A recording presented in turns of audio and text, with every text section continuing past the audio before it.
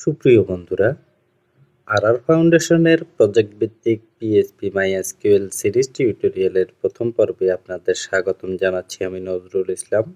Project ভিত্তিক এই video টিউটোরিয়ালটি শুরু করার জন্য বেসিক পিএইচপি সম্পর্কে আপনাদের সামান্য ধারণা থাকতে হবে।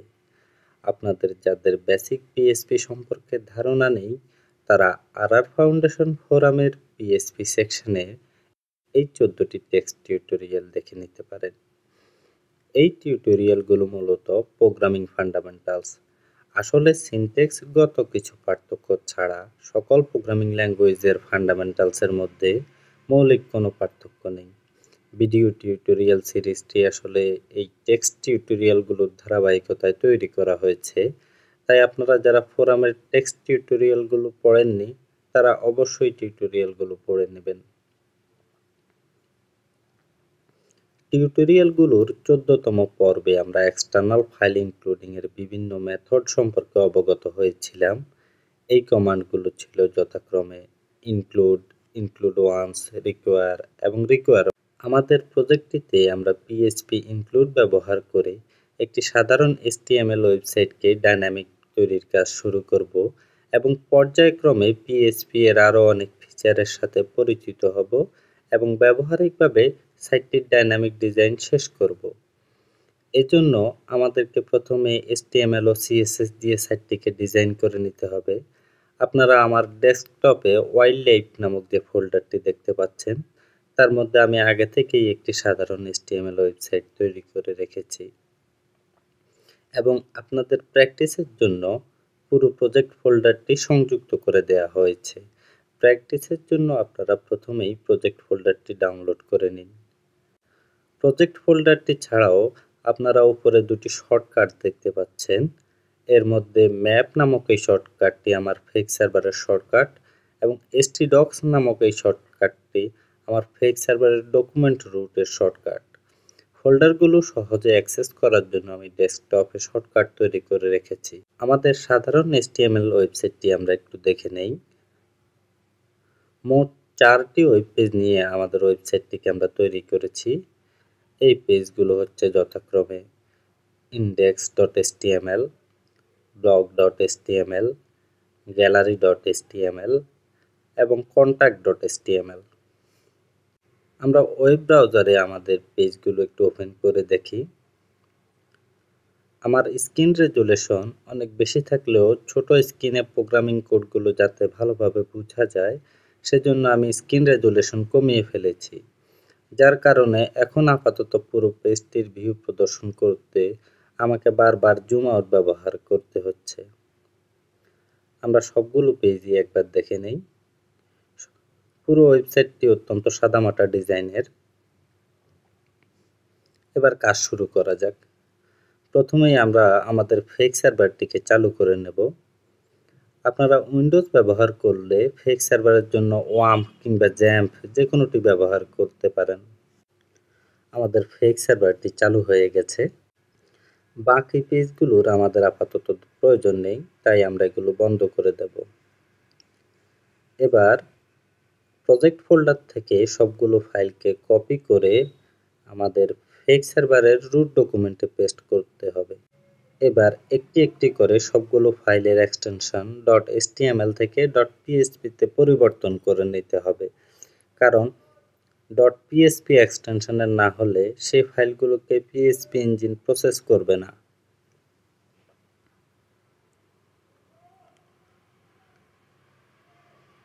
contact.php,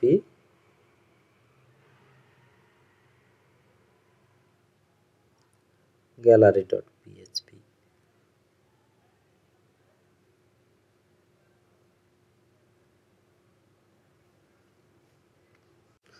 আমাদের সবগুলো ফাইলের এক্সটেনশন পরিবর্তন করা হয়ে গেছে। এখন আমরা সাবলাইম টেক্সট ওপেন করব। আপনারা আপনাদের পছন্দ অনুযায়ী টেক্সট এডিটর ব্যবহার করতে পারেন। এবার ফেক সার্ভার ফোল্ডার থেকে পুরো htdocs ফোল্ডারটিকেই সাবলাইম টেক্সটে ড্রপ করে নেব। সাবলাইম টেক্সটের ফোল্ডার ভিউ থেকে ফাইলে নেভিগেশন অপেক্ষাকৃত সহজ। যাই হোক, আমরা আমাদের HTML পেজটিতে আবার ফিরে যাই। আপনারা লক্ষ্য করেছেন আমাদের সবগুলো পেজে হেড নো এবং ফুটার একই। আমরা এই দুটি কমন এলিমেন্টকে একটি এক্সটার্নাল ফাইলে নিয়ে যাব এবং সেখান থেকে পিএসপি ইনক্লুড দিয়ে বেস ফাইলে লিঙ্ক আপ করে দেব। আমরা পুনরায় এডিটরে ফিরে যাব। আমাদের হেডার সেকশনের কোডগুলো শুরু হয়েছে এখান থেকে এবং এখানে শেষ হয়েছে। আমরা পুরো সেকশনটিকেই কাট করে ফেলব। একটি নতুন ফাইল নিয়ে তাতে কোডগুলো পেস্ট করব। যেহেতু আমাদের ফাইলগুলো আমরা রিনেম করেছি, তাই আমাদেরকে মেনু লিঙ্কগুলোকেও আপডেট করে নিতে হবে। index.php, blog.php, gallery.php, contact.php।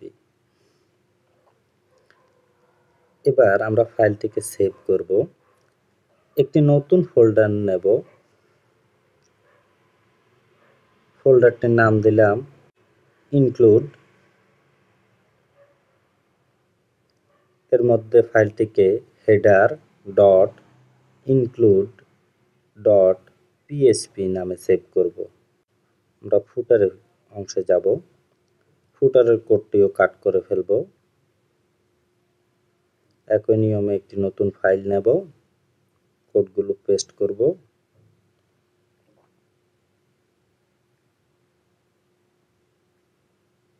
ফাইলটিকে সেভ করব। ইনক্লুড ফোল্ডারের মধ্যে এই ফাইলটিকে ফুটার ডট ইনক্লুড ডট পিএসপি নামে সেভ করব। আমরা পুনরায় বেস ফাইলে ফিরে যাব। বেস ফাইলের যেই অংশ থেকে হেডার এবং ফুটারের অংশগুলোকে কাট করে নিয়ে গিয়েছি, সেখানে এক্সটার্নাল ফাইলকে লিঙ্ক আপ করে দিতে হবে। এজন্য পিএসপি ট্যাগের মধ্যে ইনক্লুড লিখে তাতে ফাইলগুলোর ডিরেক্টরি লোকেশন লিখতে হবে।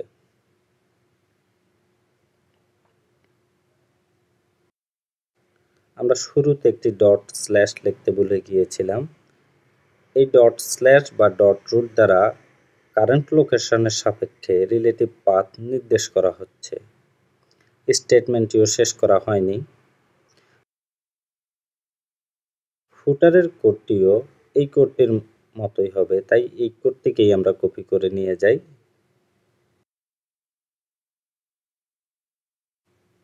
পেস্ট করে দেব।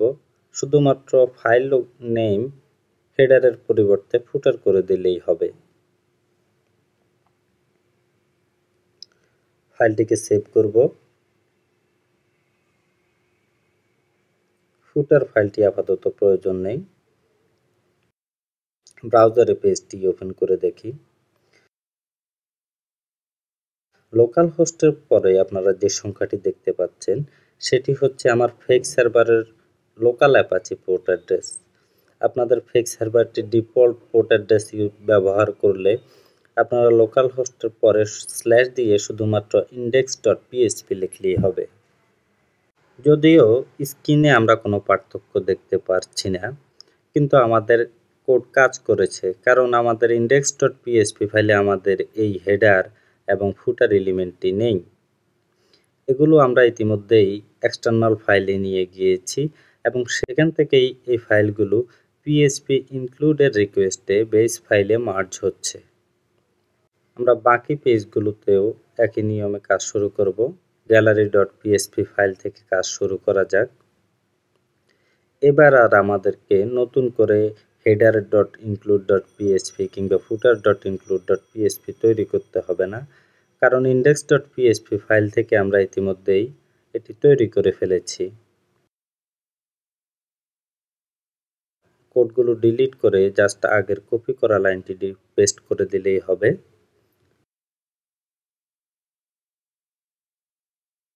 ফুটারের কোডটিও ডিলিট করে দিলাম। আগের লাইনটি পেস্ট করেই ফাইল নেমটিকে পরিবর্তন করে দেব।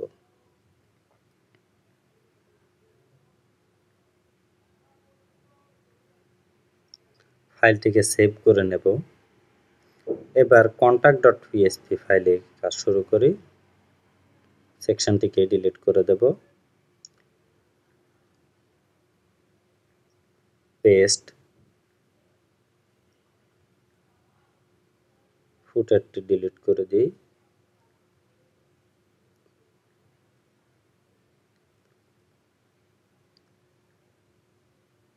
আগের মতোই ফাইল নেমটি পরিবর্তন করে দেব।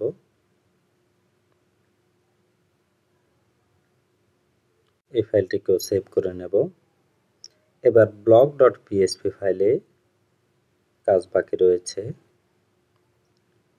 সেকশনটি ডিলিট করে দিচ্ছি। একই কাজ সবগুলোতেই বারবার করতে হচ্ছে। ফুটারের কোডটি ডিলিট করে দিচ্ছি।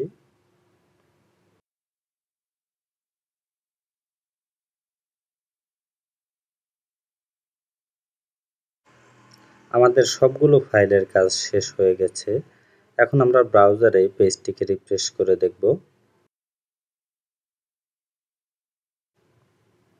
হ্যাঁ, আমাদের সবগুলো পেজেই হেডার এবং ফুটার এলিমেন্টগুলো দেখা যাচ্ছে। বন্ধুরা, আমরা সফলভাবে একটি পিএইচপি ইনক্লুডের অপারেশন করতে সক্ষম হয়েছি। কিন্তু এই কাজ করে আমরা বাড়তি কি সুবিধা পাব? আমাদের সাধারণ HTML ওয়েবসাইটটিতে ধরুন যদি একটি ফোরাম মেনুটির নাম আমরা পরিবর্তন করতাম, তাহলে আমাদের সবগুলো পেজে গিয়ে লিঙ্ক থেকে পরিবর্তন করতে হতো।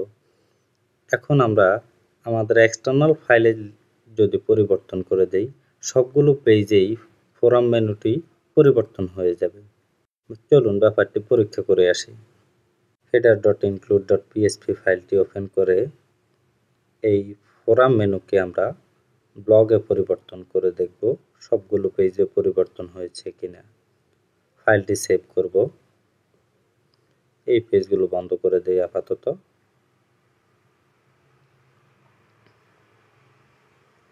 রিফ্রেশ করি।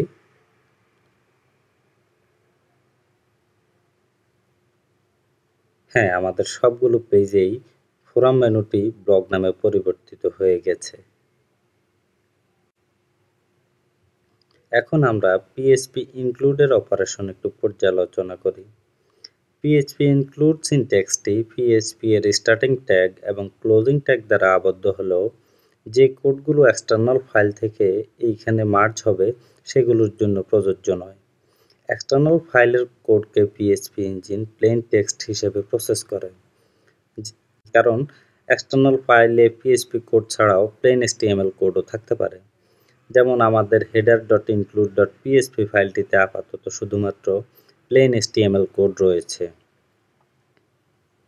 এজন্য এক্সটার্নাল ফাইলে যদি কোনো পিএইচপি কোড ব্যবহার করতে হয়, তাহলে সেগুলোকে অবশ্যই আলাদা পিএইচপি ট্যাগের মধ্যে লিখতে হবে। এখন আসি এক্সটার্নাল ফাইলের এক্সটেনশন নিয়ে। যেহেতু এক্সটার্নাল ফাইলকে পিএইচপি ইঞ্জিন প্লেন টেক্সট হিসেবে প্রসেস করে, তাই এক্সটার্নাল ফাইল যে কোনো এক্সটেনশনের হতে পারে। কিন্তু তারপরেও আমরা আমাদের এই ফাইলগুলোকে footer.include.php, header.include.php এরকম ডাবল এক্সটেনশন রেখেছি কেন? আসলে এই হেডারের পরে ডট ইনক্লুড দ্বারা ফাইলটি যে একটি এক্সটার্নাল ফাইল সেটি সহজে মনে রাখার জন্য করেছি। আমাদের .php এক্সটেনশনটি ফাইলের মূল এক্সটেনশন হিসেবে বিবেচিত হবে। ফাইল এক্সটেনশনের ক্ষেত্রে সাধারণত সর্বশেষ এক্সটেনশনটি প্রায়োরিটি পায়, তাই ইনক্লুড অংশটিকে এক্সটেনশন হিসেবে পিএইচপি ইঞ্জিন কাউন্ট করবে না। এখন আমরা এই ফাইলটিকে .php এর পরিবর্তে .text করে দেখি কোনো সমস্যা হয় কিনা।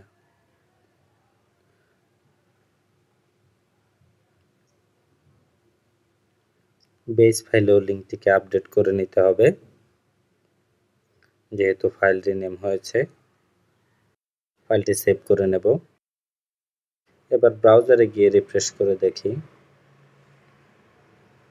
ব্রাউজারে আমরা কোনো পার্থক্য দেখতে পাচ্ছি না, অর্থাৎ এক্সটার্নাল ফাইলের এক্সটেনশন যে কোনো হতে পারে। এখন আমরা আমাদের এক্সটার্নাল ফাইলটিতে একটি পিএইচপি কোড সংযুক্ত করে দেখি। একটি ভেরিয়েবল নেব, ভেরিয়েবলটির নাম দিলে passwd, ভ্যালু অ্যাসাইন করব টম অ্যান্ড জেরি।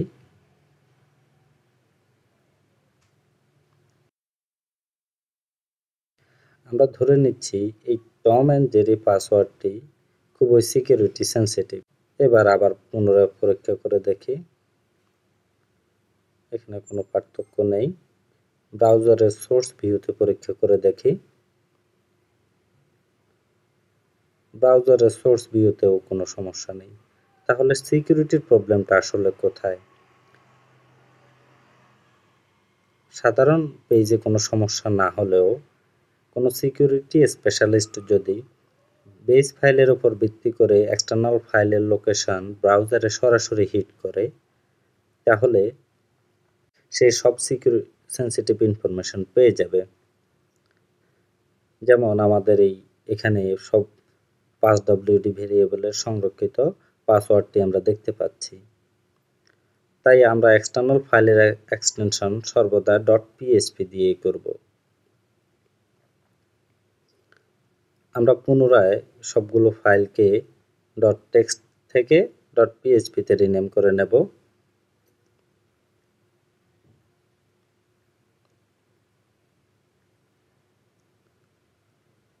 বেস ফাইলের লিঙ্কটিও আপডেট করে নেব।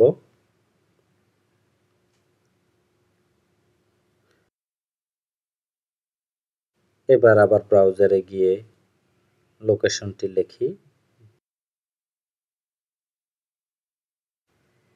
সোর্স ভিউতে দেখি, না, .php এক্সটেনশন করার পর এখন আর আমাদের ডাইরেক্ট এক্সটার্নাল ফাইল লোকেশন থেকেও সেন্সিটিভ ইনফরমেশন দেখাচ্ছে না।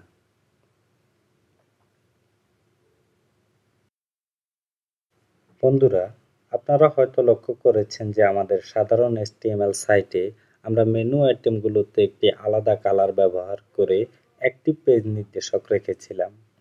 এজন্য আমরা আলাদা আলাদা পেজে অ্যাক্টিভ মেনুগুলোতে একটি আইডি ব্যবহার করেছিলাম, কিন্তু ডায়নামিক করার ফলে আমাদের সবগুলো পেজে একটি কমন মেনু ব্যবহৃত হচ্ছে। তাই একটি ব্যতীত বাকি পেজগুলোতে অ্যাক্টিভ পেজ নির্দেশক কাজ করছে না। এই সমস্যার সমাধানে আমরা এখন ডায়নামিকভাবে সবগুলো পেজের জন্য অ্যাক্টিভ পেজ নির্দেশক তৈরি করব। আমরা header.include.php ফাইলটি ওপেন করি। প্রতিটি মেনুতে আমাদেরকে এই আইডি অ্যাক্টিভ কোডটি ডায়নামিকভাবে ইনসার্ট করতে হবে। আমরা একটি কাজ করতে পারি, সেটি হচ্ছে আমরা একটি কন্ডিশন যোগ করে দেব, যাতে করে সে কারেন্ট পেজটির বেস ফাইল নেম চেক করে এবং যদি মিলে যায় তাহলে প্রতি মেনুতে আইডি অ্যাক্টিভ কোডটি ইনসার্ট করে দেবে। কন্ডিশনের জন্য আমরা সাধারণ ইফ স্টেটমেন্ট ব্যবহার করব, কিন্তু তার আগে আমাদেরকে ফাইলটির বেস নেম চেক করতে হবে। ফাইল নেম বের করার আগে আমাদের ফাইলটির লোকেশন জানতে হবে। লোকেশন জানার জন্য আমরা সার্ভার স্ক্রিপ্ট ফাইল নেম নামে PHP এর একটি built in super global array ব্যবহার করতে পারি। কিভাবে এই অ্যারেটির মাধ্যমে আমরা ফাইলটির অ্যাবসোলিউট লোকেশন বের করব তা আমরা আগে একটু দেখি। এজন্য আমরা একটি নতুন ফাইল নেব, ফাইলটি সেভ করব, সরাসরি ফেক সার্ভারেই সেভ করি। ফাইলটির নাম দেব location.php, সেভ। PHP ট্যাগের মধ্যে শুধুমাত্র echo server script file name লিখতে হবে। ফাইলটিকে আমরা সেভ করব।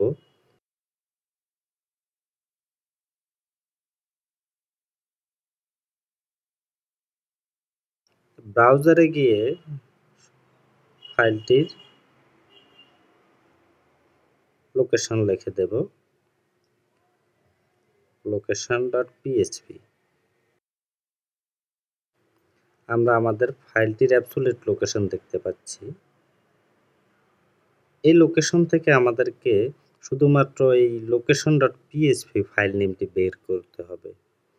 এজন্য আমরা বেস নেম নামে একটি PHP ফাংশন ব্যবহার করতে পারি। যেহেতু আমরা আগেই সার্ভার স্ক্রিপ্ট ফাইল নেমের মাধ্যমে লোকেশন পেয়ে গেছি, তাই এই অ্যারেটিকে বেস নেম ফাংশনের প্যারামিটার হিসেবে অ্যাসাইন করে দিলেই আমরা শুধুমাত্র ফাইল নেমটি পেয়ে যাব।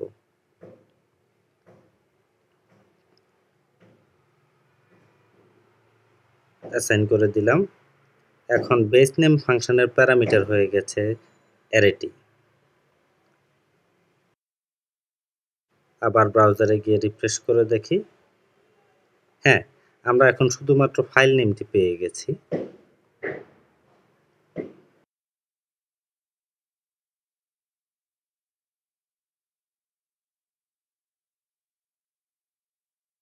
header.include.php ফাইলের শুরুতে একটি ভেরিয়েবলে ফাইল নেমটি অ্যাসাইন করে নেব। ভেরিয়েবলটির নাম দিলাম কারেন্ট পেজ।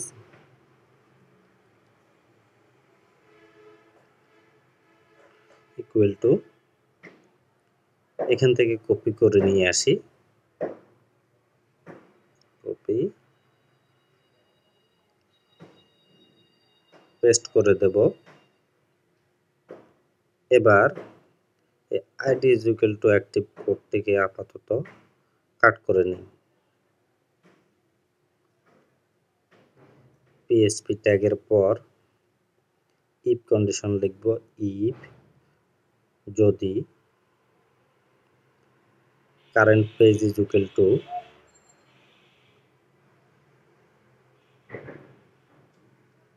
এটি আসলে absolute is equal to index.php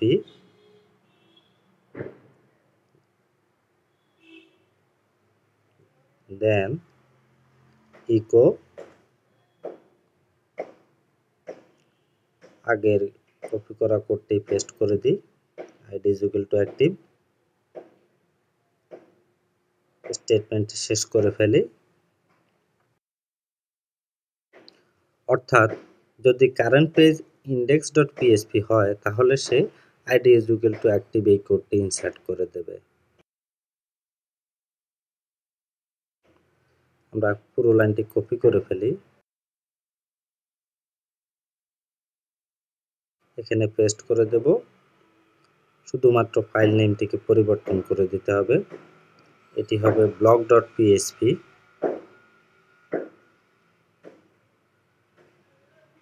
এখানে পেস্ট করব,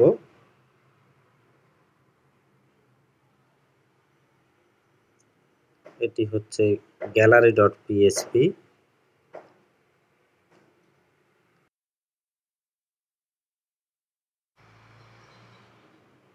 এখানেও পেস্ট করব, contact.php হবে এটির নাম।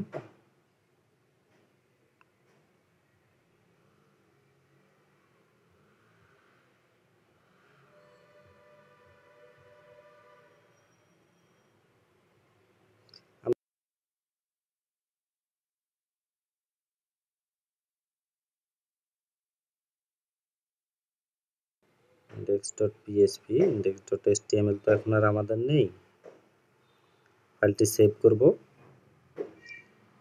পুনরায় ব্রাউজারে ফিরে যেতে হবে আমাদেরকে, রিফ্রেশ।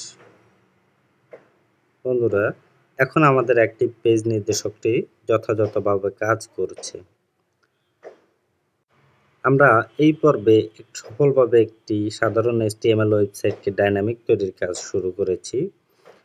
আগামী পর্বে ইনশাআল্লাহ আমরা ডাইনামিক পেজ টাইটেল, ডাইনামিক ফুটার, র্যান্ডম ইমেজ নিয়ে কাজ করব।